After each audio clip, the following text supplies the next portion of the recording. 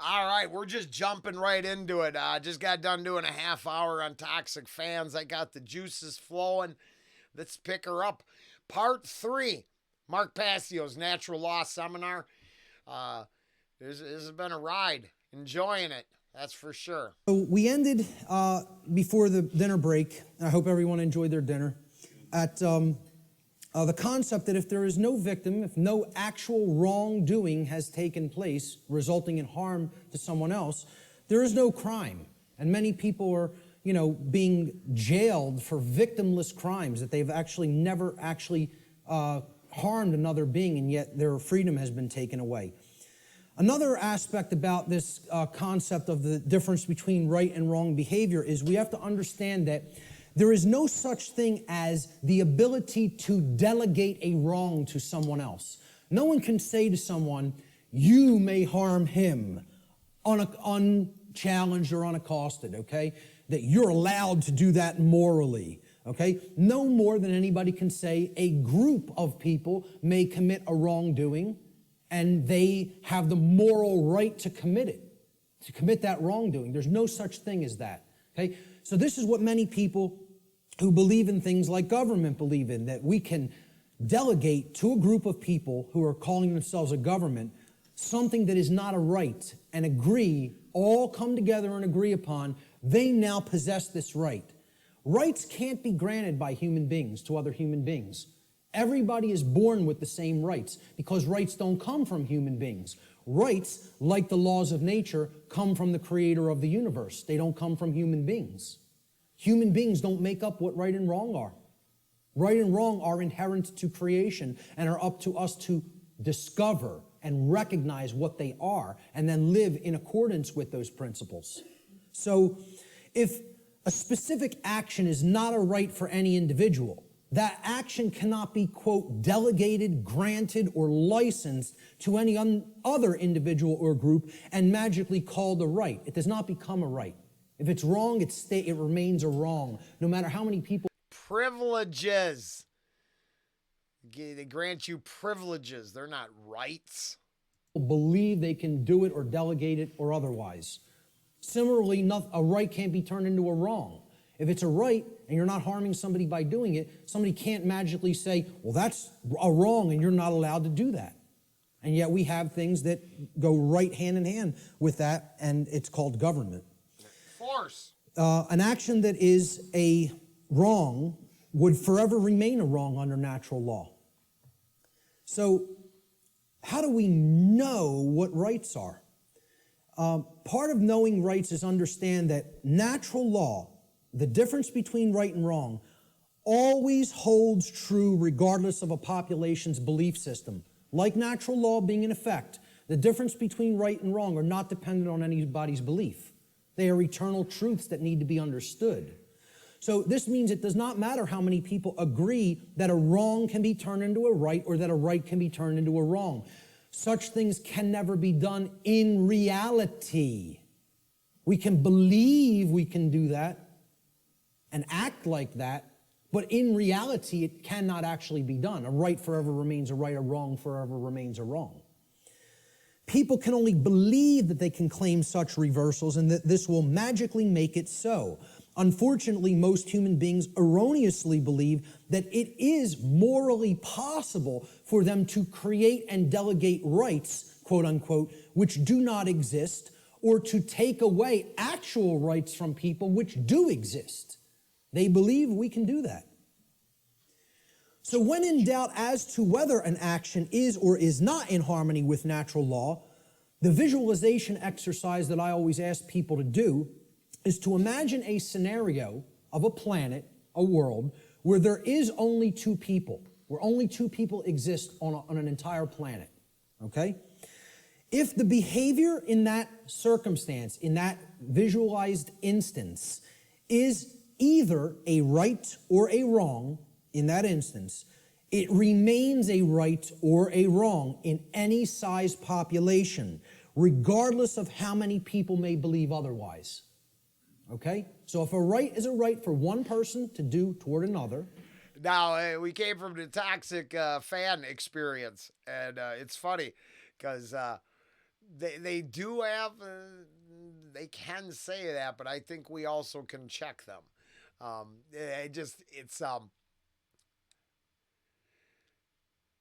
It's funny how the mob.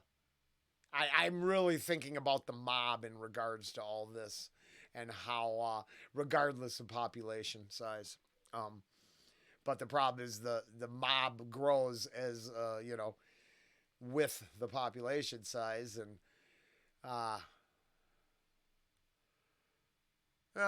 it has nothing to do with this. I'm still stuck on the last thing because I admit, it was kind of hard, but then I'm like, shouldn't the mob and cult like thinking be put on blast? Shouldn't it be put on Front Street? Because they're trying to use force of will and group think to sway you in a direction you don't need to go. I think it does kind of apply to the whole rights and wrongs scenario, as they'd like to force their beliefs on you. You have to love what we love. Do I? Okay, or if it's a wrong, the action is a wrong for one person to take toward another, population is irrelevant. People will say, well, yeah, if there was a couple of people, that would be okay. But if in a world of 7 billion people, we can't let people do that. Well, this has nothing to do with what right and wrong is. As if they're changeable. Let's look at this scenario. So there's our world, and there's two people, okay? Two well-groomed businessmen. And we're going to look at it at an instance. Let's look at taxation, the concept of taxation. Is taxation of any kind a right or a wrong? Is it morally acceptable and justifiable, or is it something that is actually a wrong? So let's look at what taxation really is. And again, we're not going to euphemize. We're going to talk about it straight on. So here's what taxation is. It's not what I believe it is. I'm getting down to the heart of the matter and describing what it actually is. Taxation is the claim that a specific group of people who call themselves government have been given a, quote, right. They've been delegated a right, okay? We've written down a law, and we say this people calling themselves the government and the IRS have a right to do this particular action, this activity, okay? This behavior. They've been given a right to confiscate, unwillingly, I might add, an arbitrarily chosen percentage of the product of another individual's labor. Now, let me just start with this, right? You ask anybody, how many are you going to voluntarily pay more taxes? Nobody will raise their hand. And you say, why not? Well, because I could barely afford to pay the ones I'm paying now, and I don't want to volunteer any more money toward that endeavor. Quite frankly, I want my resources for myself to use as I see fit voluntarily. But if the government then said, well, your taxes are going up by 5%, how many people would pay them? Most people would. Because subconsciously or consciously, they recognize they're under coercion. They're actually under duress. They're being told that if they don't give this at the command of the people who are confiscating it, that some form of violence will be conducted upon them, whether through the form of fining them and saying, we're going to take more of your resources, whether by saying, we're going to throw you in a cage and make you stay there for as long as we say you need to stay there, okay? Or by actually conducting actual physical harm upon them. So, again, we're saying that this quote-unquote right is given to individuals who call themselves government, and then they have the right to confiscate this arbitrarily chosen percentage of the product of another individual's labor. Because that's what money is, okay? Or that's what, whatever we make through what we work, that's the product of our labor. We work and then we get compensated for it. So that's an exchange for labor that we have done. I use that in argument all the time. I believe you contract for labor. The byproduct of the job well done is revenue, some sort of cash exchange. But without the job done right in the first place, they actually don't owe me anything because I contracted to do their labor. It's this big choice. Go, man, taxes, I don't get a choice. They use guns to force me to do it. That's our property, because we gave labor in return for that. So this is done whether or not the other agrees to share that product voluntarily. It's not a voluntary process. Coercion is involved. Taxation is enforced by the threat of violence, which is behavior that will result in bodily harm, or imprisonment, which is the taking away of physical freedom of movement, if those from whom the product is being seized attempt to resist this confiscation. This practice is always, quote, justified, and the word justify actually breaks down etymologically. It means, the word justify means to create a right. That's what justify actually means. Jus in Latin means right or law, and then facere means to create or to make. So to justify means to create right, to make a right up and conjure it into existence. So it's always justified or made into a right, quote unquote, by those who claim that such a practice is necessary and required to, quote unquote, uphold the common good. This is the justification offered for the seizure of the product of people's labor involuntarily. Now, if we are honest with ourselves, if we define the concept of slavery, and I think this is a good definition for slavery, would it be fair to say slavery is the involuntary confiscation of 100% of the product of the labor of another human being? That be a fair definition? You're saying you're working, I'm going to take whatever you generate as a result of that work that you're doing.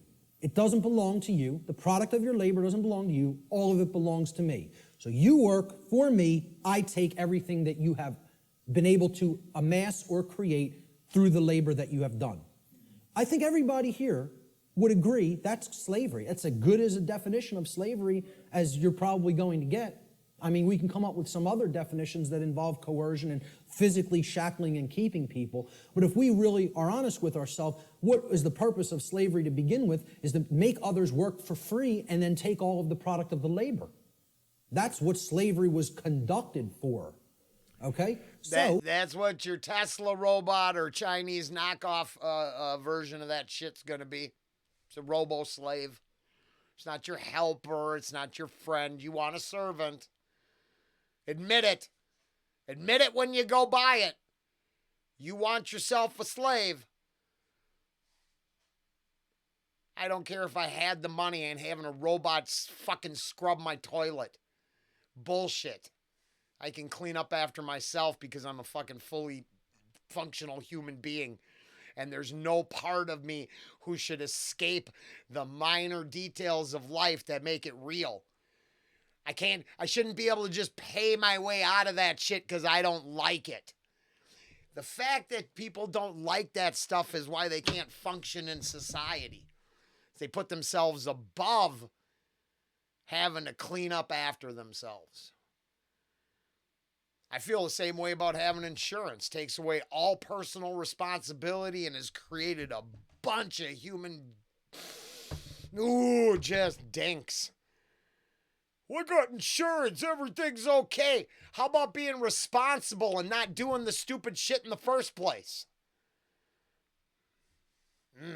People make me crazy. If we're defining slavery as the involuntary confiscation of 100% of the product of the labor of another human being, we should be able to clearly see that there is no magical percentage to which we could lower this number that would no longer make it slavery. So I ask people, if the person who's saying I'm going to confiscate 100% of your labor and keep it for myself would say, well, I'm going to take 75%. I'll take 3/4. You can keep 1/4 of what you've created. Would that no longer constitute slavery? And I don't care what you say I'm going to use the 75% for, okay? If you're telling somebody you have no choice, 75% of your labor belongs to me, would that no longer be slavery just because they allow them to keep 25? Okay, let's lower it to 50. Is it still slavery? Okay. Well, what percentage could it possibly be lowered to for it not to be slavery anymore? Only 0. There is no percentage that it could be lowered to for it not to constitute slavery. For all the status, and we must have some, and I don't mean any disrespect. My father is a huge authoritarian worshiper in status. He wants daddy government to tell him what's up. But I mean, I think Mark nails that right there. Now, at the same time, I can understand the argument of those who take too much and they have too much, but it doesn't work that way. You didn't create a level playing field, which I don't think you can actually create. Boy, it's tough. It's tough. I agree with what I'm hearing here. At the same time, I realize that how do you get around those who would profit off a system and hoard and take more than they have coming to them? And that's the debate. The entitled think they have all that shit coming to them. And then the humble just keep getting crushed because they don't feel. I don't think they have that feeling. Oh, I'm owed this. Really? Did I earn it? And again, if we're being honest with ourselves, many people want to justify this in many ways by saying, oh, it's used for services which someone doesn't have a right to refuse. You know, I tell people, hey, if I said to you, I'm a computer technician. You own a computer? Okay, I'm now your computer technician. You're not allowed to refuse my services. Just think about that for a moment. You may not refuse that I am now providing the service for your computer to keep it in good shape. Okay? First of all, what have I just taken from that gentleman? Right to choose. Free will. Oh, way! Free right will. There. That's slavery.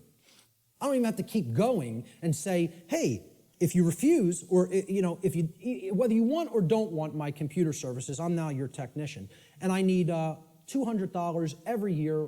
I'll come over a couple of times. I don't care whether you're happy with my service or not, okay? And if you don't pay me, I'm coming and taking the computer.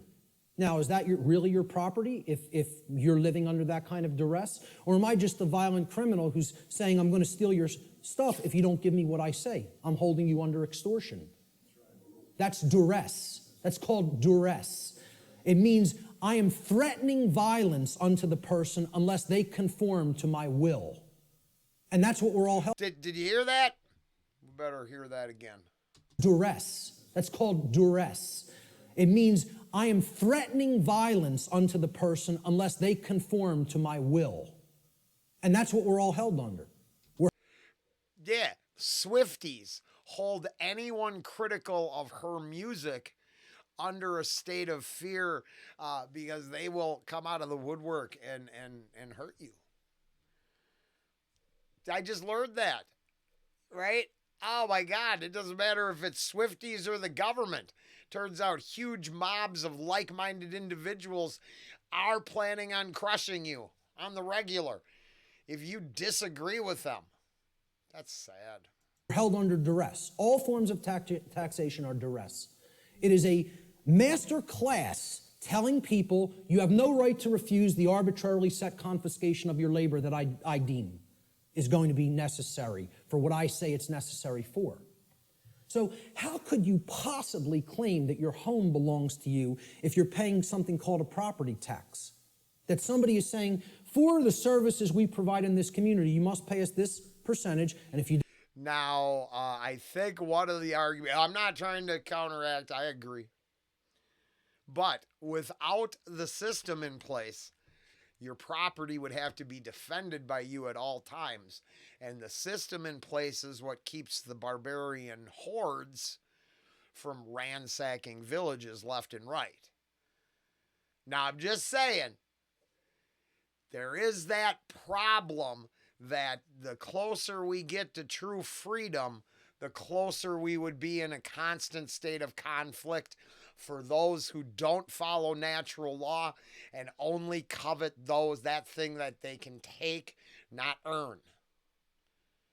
So we do have that problem. That is a real, think about what would it look like if they just went purge rules right now? Well, first I would just run away and start getting to work. I'm saying, is that what everyone's going to do? Or are you going to barricade yourself in a residence and wait it out? Now there's no end to this purge cycle. It just keeps going. That's the state you live in. True freedom. Is that something most normal people could handle? I would argue no. I mean, we'd get our depopulation event then. Don't pay it, your house is going to be turned over to the government. And it's now, at the same time, I guess I would rather, I don't know if I'd rather take my chances with the barbarian hordes or the government slavers. I'm not sure what's better. It's a tough spot. It's a tough. I get what we're being taught. I also think there's so many abusive, cruel people out there that you'd have to be putting down bullies nonstop. You know what that's called? There's a term for that, okay? When a society doesn't actually have true private property ownership rights and a higher class of masters actually owns the land and owns the property and only allows the peasant class to live upon the property for as long as they pay tribute to the master class, who can tell me what system of government that is? That's called feudalism. And that's the United States government and just about every government on the earth. You live in feudalism. Now, with that being said, I needed a drink. I think about it this way. The first time I learned this, now probably for the rest of my life, I instantly want to go to the hunter-gatherer period and the change to the city-state or feudal systems. And I'm guessing that power needed to be established to protect borders, or the roaming hordes of invaders would always be usurping your the product of your labor. I'm trying to keep it as general as it's being said here. Is there an inevitable control system because not enough people will stand up for their own natural law rights? Is it because too many people don't want to do anything? Does that always create a need for a strong ruler to protect you from what you won't protect yourself from? Because I wonder why we're not free. You'd think people would want to live in a state of freedom, but no. Oh, they like security over freedom. How do you change that? How do you convince people to stand up for what's right? Oh, wait, that's the gist of all 24 parts. We'd have to change our thinking. To manifest a new reality, we'd have to get some of these things out of the way. And we're too happy taking each other's shit from it still. It's too bad everybody loves a free lunch. There's no such thing as democracy. There's certainly not a constitutional republic, that's for sure, okay? The de facto state of government, which means indeed in action, is feudalism. And feudalism is just another euphemism. It's a euphemism for slavery, okay? Because slaves aren't allowed to own property. Slaves aren't allowed to keep the product of their labor, you know? That's all it really is. If we're being honest with ourselves, once again, there's my catchphrase for this section, okay? We want to euphemize it, justify it, call it something else, oh, yeah. right? I said this to that New Age woman at the UFO conference, and she said, again, I prefer not to see it that way. Well, you're not being honest with yourself. You're lying. It's called lying to yourself. That's what cognitive dissonance is. It's called lying. And see, that's where I don't think I'm actually lying to myself. I think I'm curious what keeps us from killing each other.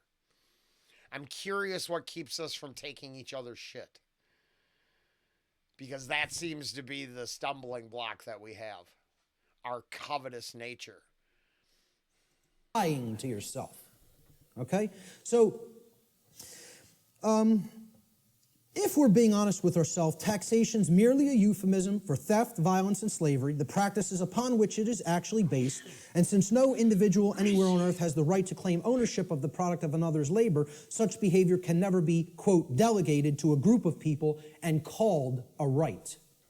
Therefore, it follows logically that all forms of taxation, I don't care what they are, excise tax, property tax, gift tax, inheritance tax, income tax, I don't care what form it is, taxes on corporations even, okay? All forms of taxation are always wrong according to natural law because they are all based in the destruction of free will, they are based on coercion, and they are ultimately based upon violence, all of which are wrongdoings, all of which are forms of theft, and all of which not one individual has the right to perform upon another.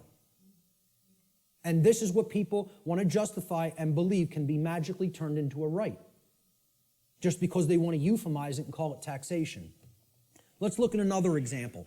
Prohibition. Now, we've got a new cook training right now. Christopher, I doubt you'll see this, but hey, how you doing? I would think this would all be very interesting connections this person has, and I'm very hopeful. I hope things work out. I think we got something good here, but one day is never enough. But I would like to have this discussion with him. One of my favorite, it's one of my pet peeves, okay? I'm big into health, into eating right, okay? I'm huge into juicing. It's one of my favorite things to do. Purification of the body is part of purification of the mind, all right? But I'm going to tell you, I'm 100% for anybody being allowed to put anything into their body because they own their body. If I want to break up this remote control in little pieces and eat it with a sprinkling of pepper, then that's my right to do so, regardless of what the chips may do to my intestinal tract. Okay? There's a reason I have the right to eat this remote if I want to. You want to know why? My body is my property. It belongs to me. Now, we did this in the natural law seminar. We asked people, do you own your own body? This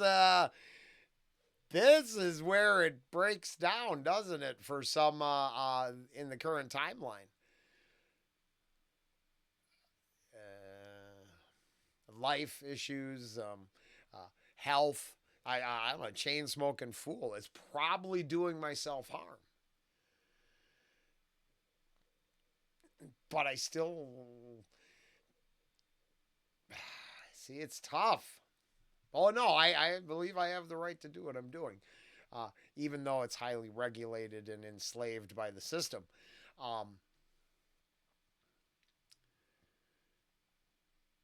It brings up interesting thoughts and side alleys to think about shit. It really does. And I agree with the core belief of it all. And then at the same time, I will... Did we naturally become the obese society we've become? Was Wall-E really a documentary? Or was the system that enslaves us also incentivized doing harmful health practices? And can any group really survive if they're allowed to produce nonstop bad ideas that go against the, health and wellness of the individual? It's weird because, of course, you should be able... Oh, my God, I'm a hypocrite. I know. It doesn't mean I can't think about it. It's an interesting discussion. Almost every single student in the seminar, now, of course, they immediately answer, yes, I own my own body. The students grasp this, okay? The people they were asking the questions to, okay, because the students were doing the tabulation of, accumulating the answers from people that they ask the questions to. And one of the questions I asked them to ask people is, do you own your own body? Almost every student in my first natural law seminar, when they asked people if they own their own body, they came back to the next class and almost every student said, almost everybody they asked that question to paused for a long time and thought about it. Had to sit and think about this question. Could not immediately spit out, absolutely, my body is my property. And because I think people want to overthink things and say, well, am I going to own my body forever? I'm going to die one day. Does that mean I don't own it now? What's the over-intellectualization and mystification of this concept? I tell people, I recognize fully I'm going to die one day and this flesh is going to crumble and pass into the earth, okay? Does that mean I don't own my body right now? I'm using my body right now. That's why I own it, specifically. Specifically because my consciousness inhabits this body and I'm using it as the vehicle for the expression of my consciousness is the very reason I own it. Oh, what a wonderful way of saying programmable meat sack. Ah. That's why I own it, specifically. Specifically because my consciousness inhabits this body and I'm using it as the vehicle for the expression of my consciousness is the very reason I own my body. That's okay? Awesome. And people can't spit that out. It's like unfathomable to me. The ridiculousness of some of this, that the human mind could be worked into the situation that it has been, is almost incomprehensible. So let's go forward with prohibition, okay? It's the claim that a group of people who call themselves government have been given the right to prevent others from putting any given substance into their own bodies, and if others refuse to comply with those terms, that they will be fined or imprisoned. And it should be self-evident that if an individual's body is actually their own property, and it is, then that individual always maintains the natural right to decide what will or will not be put into their property, which is their body. Why can you put what you want into your car or your home? Because you own it. It's your property, okay? Technically, it should be. I mean, technically it isn't really, but my whole point is nobody else can tell, no other individual can tell you what you can and can't put into your home, okay? Could I tell you, hey, I don't want you putting that jacket in your car. You're not allowed to put it in there. Well, who am I to tell you you're not allowed to put that in there? It's your property, okay? So why would we accept that? Not accept that, but we would accept I can't put something in my own body that I deem that I want in it, okay? Because people can't separate the act of imbibing the substance or putting the substance into the body, okay, from the action that people may subsequently take. And they're two different things. So somebody might go out and want to get smashed tonight and do a bunch of drinking, but if you then go out on the street and start clubbing somebody with the nearest available blunt object, you don't have a right to do that. You had a right to go drinking, okay, any more than you would have a right to go snort some cocaine or bang some heroin into your arm, okay? I don't think those two things are particularly good ideas, but I support your right to do it. But hey, if after you do those things you go and hurt somebody else, you got to be held accountable for the actions you just took. That's what personal responsibility is all about. And these two things need to be delineated from each other. We have to clearly be able to separate the act of the right to put something into my body and me still being personally responsible for what I do with my body. Okay? So, understanding that this is a claim made to tell people that I'm going to make the decision about what you put into your body, we can easily see this claim of this right to command what will or will not be put into the body of another person. What it actually amounts to is a claim of ownership upon the body of another person. If I'm telling you you can't drink orange juice, I'm making a claim, your body belongs to me because I'm going to decide. Oh my goodness, this does tie back to the super fans and toxic fandom video. Sure, the toxic fandom wish to impose a prohibition on thought. You can't have a contrary opinion. All opinions can't be for entertainment purposes. They all have to be for the idol worship they partake in. And then they'll use force. Damn, Swifties, you are evil. what goes into it or what does not go into it. Okay? So if I say carrots are off limits for your consumption, sir, and they may not be ingested, I've just made a claim that I own your body. Well, what's the claim on the ownership of another person's body called? Slavery. If we're not euphemizing it, and if we're being honest with ourselves, okay? Prohibition is merely the claim of ownership upon another person's body is called slavery. Therefore, prohibition is merely a euphemism for slavery that is backed by violence, regardless of the justifications made by those who claim such practices are, quote, necessary for the common good. That's always the justification. Since no individual anywhere on earth has the right to claim the ownership of another person's body, such behavior can never be delegated to a group and magically termed a right. Therefore, all forms of prohibition are always wrong according to natural law. Doesn't matter what the substance is. Doesn't matter what it is. How destructive it may be to the body or brain. Look, if I want to go under my sink, take some cleaning supplies and make a nice cocktail with some lye and some roach poison and some rat poison, stir it up in a water solution and go glug, glug, glug, glug, glug. That's my right. Want to know why? Because I own my body. I own my consciousness and my body, period, the end. So if I want to do that, that's my right to do so. Okay? Nobody has a right to tell me what I can and cannot put into my body. Yet we accept this because of these justifications that, it's for the common good.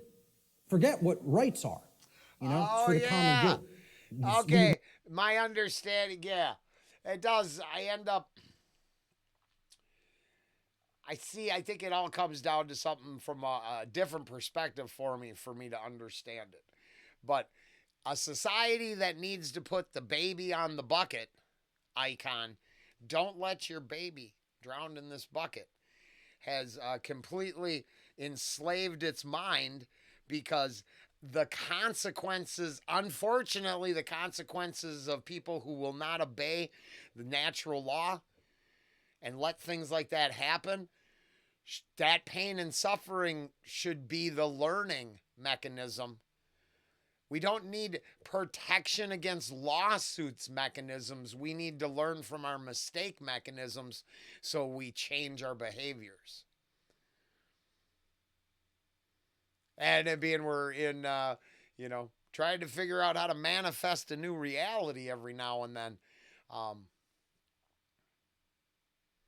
Trying to protect everyone from themselves, I can understand. I guess it doesn't work as well as you think because they're still going to do what you know. It's like ending oneself a crime. So you're going to charge them with a crime after they fail? Man, that's insult to injury. And it's a much more spiritual, I think, a spiritual control system discussion on the ethical nature of these ideas. So I do understand the perspective through natural law. It's probably societal ethics that we're, sorry, cat's going to knock that shit off, that we should be addressing. We need to accept slavery for the common good. Oh. But then maybe that's the problem with the social contract. It's completely wrapped up in slavery. Man, it gets complicated. Yeah, it works out like that. So how about licenses and permits? These are claims that a group of people who call themselves government, and again, we're going back and visualizing. Imagine one person trying to make this claim to another person. Nobody would find it legitimate. Nobody would find that one person may make that claim to another person. Yet we think these other people called government have rights that individuals don't have. That's what we think. That's called mind control. Mind control is getting people to accept some people have rights that other people don't have. That's what it is. You know? So go back to that visualization. See how uncomplicated the whole thing really is? It's not complicated. That last static says it all. As always, they have rights the rest of us don't have. I don't even see that no more. I see those who believe they are entitled and privileged to rights that they don't deserve. And I see it there. I see the hubris, the ego of individuals convinced that they're all owed something. And as far as I can tell, I'm not sure they earned anything. So how could you be owed anything if you didn't earn it? Mind control is getting people to accept some people have rights that other people don't have. That's what it is. You know? So go back to that visualization exercise. Can one person make that claim over another and have it be legitimate? Of course not. So if nobody has that right, how could that right be delegated to somebody else? It can't. Licenses and permits, they're claims that a group of people who call themselves government have been given the right, quote unquote, the right to prevent others from exercising specific behaviors, even if such behaviors cause no harm to others or their property. Unless those others petition, meaning beg, or pay the government for permission. That's what a permit is. It means permission to be allowed to exercise those behaviors. This amounts to the claim that rights are actually merely privileges that may be granted or revoked by government at any time. Okay? Based upon the people in government's preference, their discretion. All right? Remembering that the definition of a right is any action which does not cause harm to another living being or their property, there is no such thing as the right, quote unquote, to stop another person from exercising a right. If something is a right, meaning it doesn't cause harm, there is no such thing as someone's right to stop you from performing that action.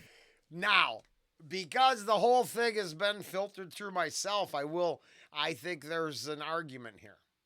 And it will, now this is just from my perspective, and it appears that Mark might let me know that I'm euphemizing.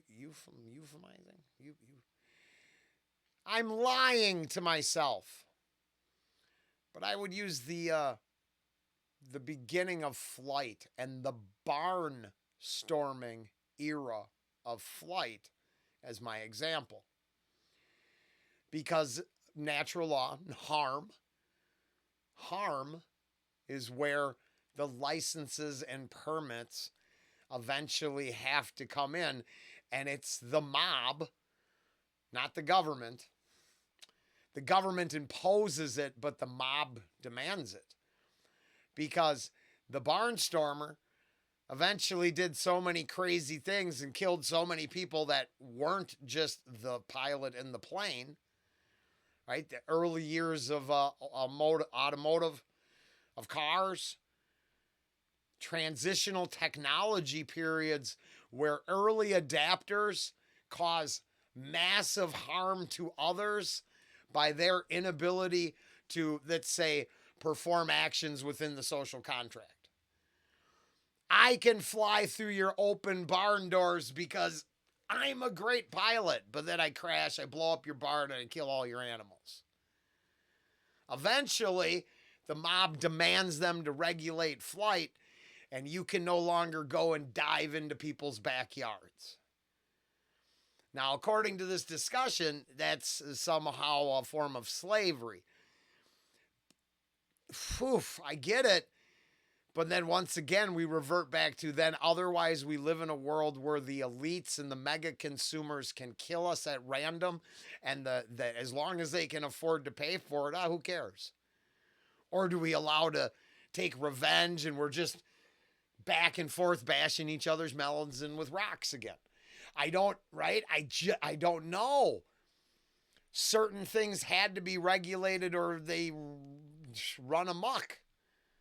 So it's tough, but I get the core concept, which is, trying to understand that taking things from people really is always wrong. But I find a few examples where unless they regulated that shit, the haves were going to destroy the have-nots just for kicks. That can't be right either. Causes a lot of harm. That would make it a wrong. Okay? That would be called coercion, which is a wrong. Oh, see, okay? I don't know. So the actual ingestion of, let's say, marijuana, for example, harms no Fair one enough. else. You can put that into your body, sit there perfectly peacefully, and not cause harm to another living being. That's called a right, for the very specific definition that it caused no harm, okay?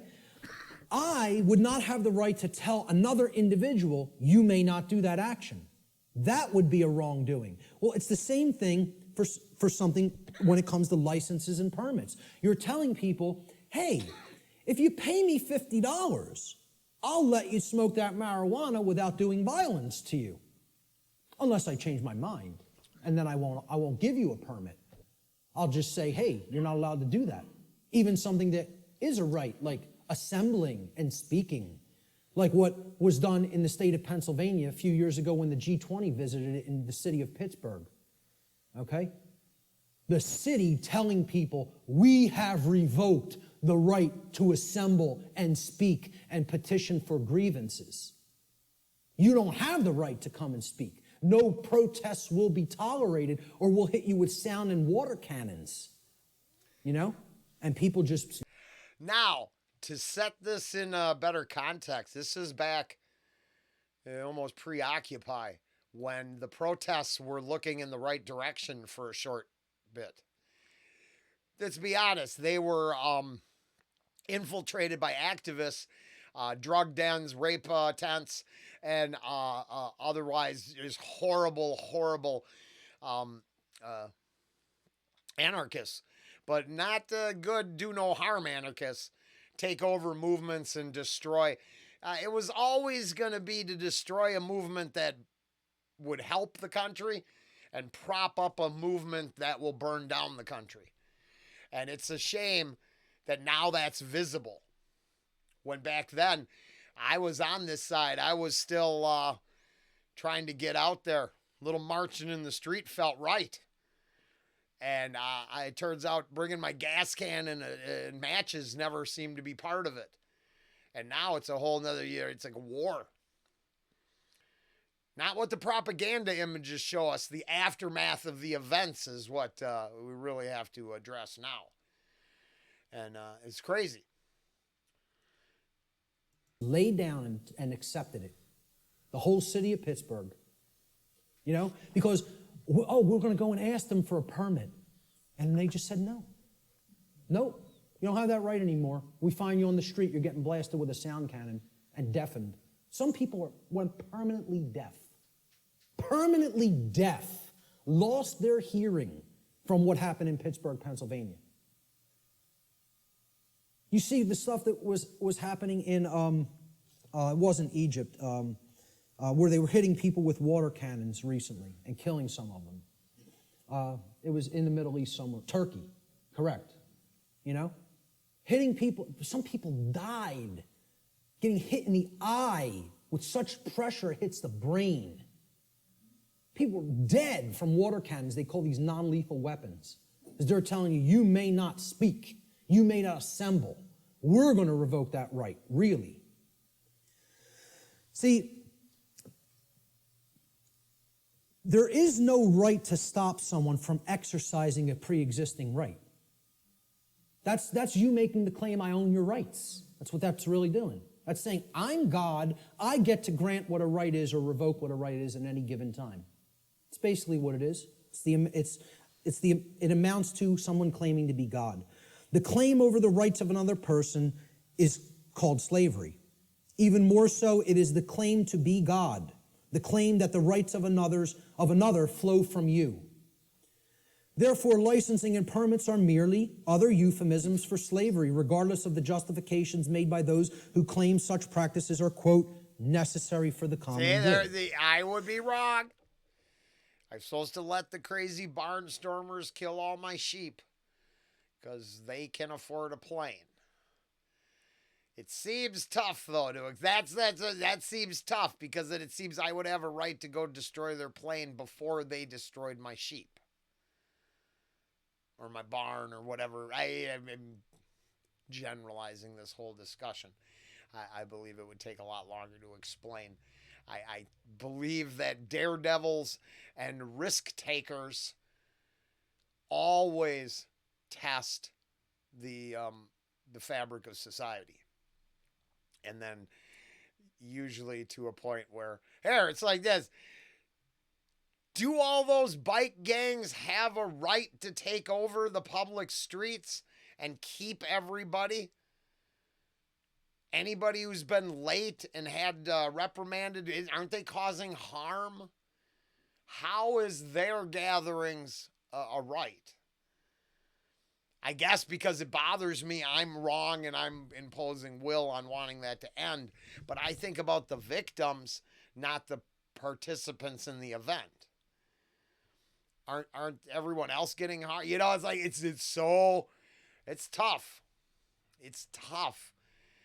Can you really let an insane world do what it wants? Shit. Since no individual anywhere on earth, well, of course, what we've learned is I have no right to impose these ideas, but I do have a right to ask the questions and think about the ideas. But I guess imposing them, no. Not a right. Something I could use force to implement, but not a right. I guess chaos is standard operating the standard operating system for the planet. Single individual has the right to claim the ownership of another person's rights, such behavior can never be delegated to a group and magically called a right. Therefore, all forms of licensing and permits, according to natural law, are always wrongdoings because they are always based in coercion and the theft of someone else's rights. Okay. So again, that's the visualization. We're going to go with that for today, but at least as I committed and will commit to, one day a week wonder, but I wonder how long it'll take to get to the end. But we'll get there. Yeah, I'm definitely way out of the groove today. So mostly everything that Mark had to say is what I was here for. Most of my ideas are my ideas. And for entertainment purposes only. Later.